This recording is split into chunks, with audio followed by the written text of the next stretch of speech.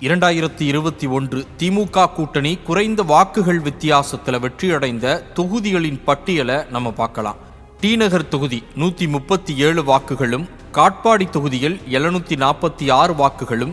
விருதாச்சலம் தொகுதியில் 862 வாக்குகளும், நெய்வேலி தொகுதியில் 977 வாக்குகளும், தென்காசி தொகுதியில் 370 வாக்குகளும், அந்தியூர் தொகுதியில் 1275 வாக்குகளும், ஜோலார்பேட்டையில் 1091 வாக்குகளும், தாராபுரத்தில் 1393 வாக்குகளும், திருமயம் தொகுதியில் 1382 வாக்குகளும், திருப்போரூர் தொகுதியில் 1947 வாக்குகளும், உத்திரமேரூர் தொகுதியில் 1622 வாக்குகளும்,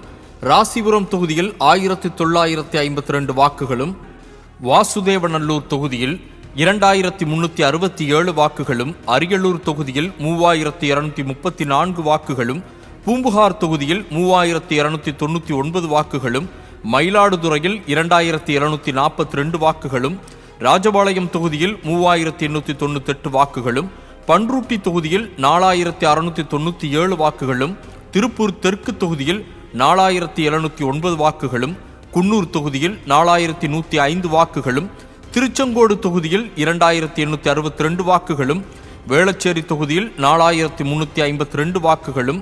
செய்யூர் தொகுதியில் 4042 வாக்குகளும், ராதாபுரம் தொகுதியில் 5925 வாக்குகளும், ஜெயங்கொண்டம் தொகுதியில் 5452 வாக்குகளும், உளுந்தூர்பேட்டை தொகுதியில் 5256 வாக்குகளும், ஊட்டி தொகுதியில் 5348 வாக்குகளும், சங்கரன்கோவில் தொகுதியில் 5297 வாக்குகளும், கடலூர் தொகுதியில் 5151 வாக்குகளும், அணைக்கட்டு தொகுதியில் 6360 வாக்குகளும், மதுரை தெற்கு தொகுதியில் 6515 வாக்குகளும்,